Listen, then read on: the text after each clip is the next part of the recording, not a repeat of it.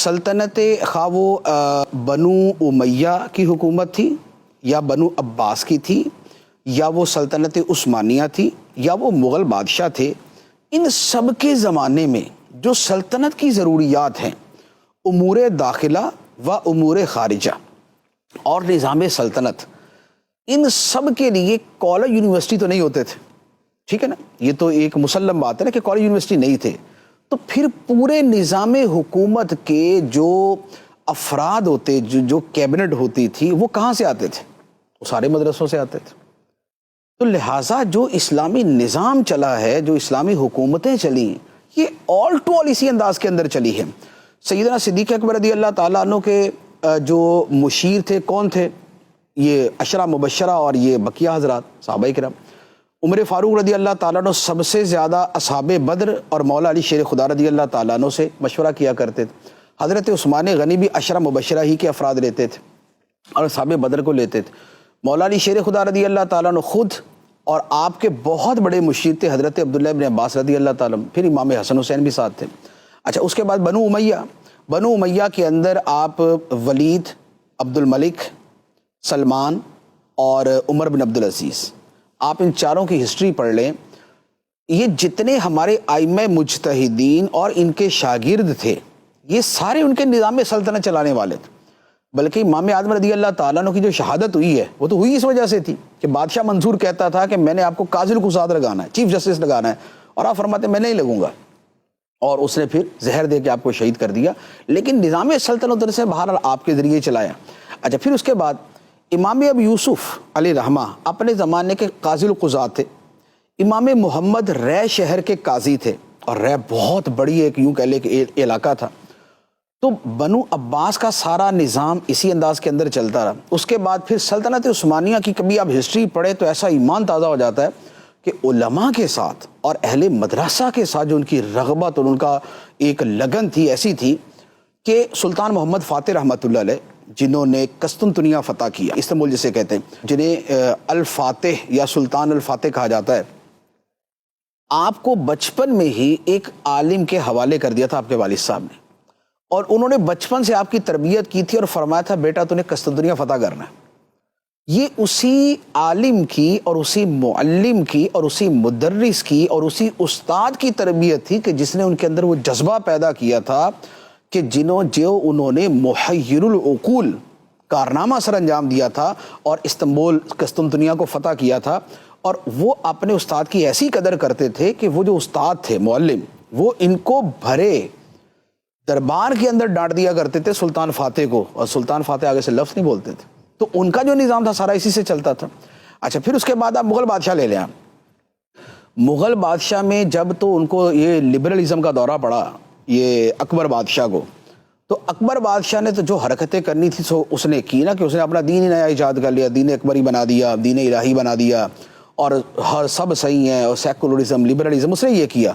تو اب جو لبرل اور سیکولر ہوگا وہ تو کبھی علماء کو جگہ نہیں دے سکتا، تو لہذا اس نے یا تو کچھ خرید لیے اور یا پھر اس نے ہر مذہب کے لوگ ڈال کے اس نے اپنا نظام چلایا۔ لیکن اس کے بعد جب اس کے دین الہی کا کلا کما ہوا، اب اس کے بعد جہانگیر بادشاہ ہے، جہانگیر کے بعد شاہ جہان آیا، شاہ جہان کے بعد بادشاہ عالمگیر۔ یہ جو افراد تھے انہوں نے اپنے وہ لکھے ہوئے یہ ڈائریاں لکھی ہوئی نا، بادشاہ عالمگیر کی بھی ایک ڈائری ہے، اسی طرح شاہ جہاں کی بھی ڈائری ہے، جہانگیر کی بھی ہے۔ ان حضرات نے باقاعدہ جو نقشبندی مشائخ تھے اور جو علماء کرام تھے، ان کو اپنے سسٹم میں رکھا ہوا تھا، اور ان سے وہ مشورہ بھی لیتے تھے، ان سے استفادہ کرتے تھے۔ اور اس کی بہت بڑی مثال آپ یہ دیکھ لیں کہ فتاوی عالمگیری کسے کہتے ہیں؟ فتاوی عالمگیری، جسے فتاوی ہندیہ بھی کہتے ہیں، یہ بادشاہ عالمگیر نے، اورنگزیب عالمگیر رحمۃ اللہ علیہ نے 500 فقہاء کرام کی ایک مجلس بنائی تھی، اور مولانا نظام الدین علیہ رحمہ کو اس کا ہیڈ بنایا تھا، اور ان کی نگرانی کے اندر سلطنت چلانے کے لیے یہ کتاب تیار کی گئی تھی، سلطنت چلانے کے لیے۔ تو جیسے آئین ہوتا ہے، جیسے ہمارا پاکستان کا بھی ایک آئین ہے نا، 73 کا آئین ہے۔ اچھا، آئین کیا ہوتا ہے؟ آئین کے اندر اصول ہوتے ہیں، پھر اس کی ذیلی شکیں ہوتی ہیں، تو ایک پورا ایک اتنا بڑا وہ بن جاتا ہے۔ تو فتاوی عالمگیری جو تھا یہ بادشاہ عالمگیر کا یا مغل بادشاہوں کا آئین تھا۔ اسی لیے اسے بعض لوگوں نے آئین کے انداز میں مرتب کیا ہے. ہم تو اس کو کتاب کے انداز میں پڑھتے ہیں نا, ہمارے مدرسوں میں یا افتاء کے اندر لائبریری میں ہوتا ہے, ورنہ اس کو باقاعدہ شکوں کے انداز میں کہ article number 1, article number 2, article number 3, section number 1, section number 2, section number 3, اس انداز کے اندر مرتب کیا. تو یہ تھا پورا نظام.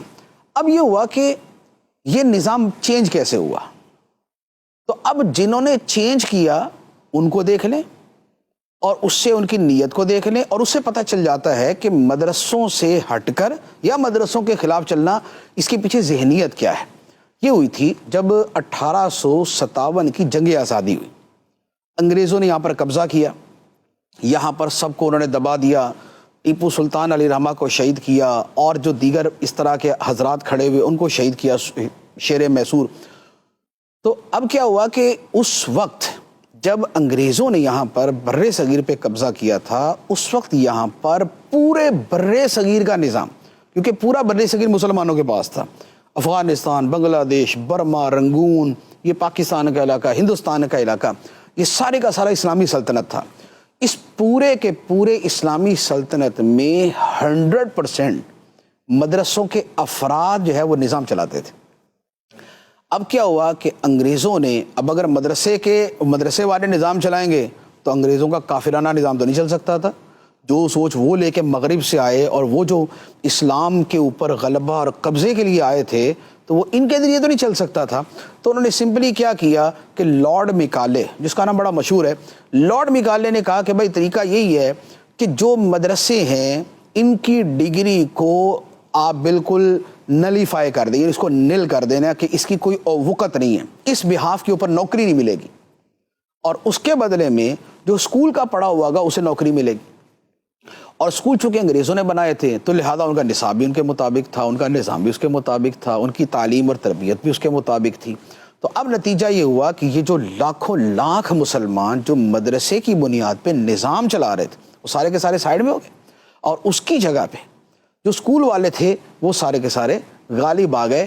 تو یہ مدرسے کو اسکول سے جدا کرنے والے یہ انگریز تھے. انہوں نے اپنے جو منوپلی تھی اور جو جسے کہتے ہیں کولونیلزم جو کہتے ہیں کہ نو آبادیاتی نظام جو ہے, اس کے مقاصد کے لیے انہوں نے مدرسے کو جدا کیا اور اسکولوں کو جدا کر دیا, اور اس کے بعد سے یہ سلسلہ چلتا آ رہا ہے. اور پھر یہ ہے کہ قیام پاکستان کے بعد بہرحال نظام تبدیل ہونا چاہیے تھا, لیکن پھر چونکہ گورے انگریز گئے تو کالے انگریز آ گئے, تو پھر ذرا اس طرح کا سلسلہ چلتا رہا.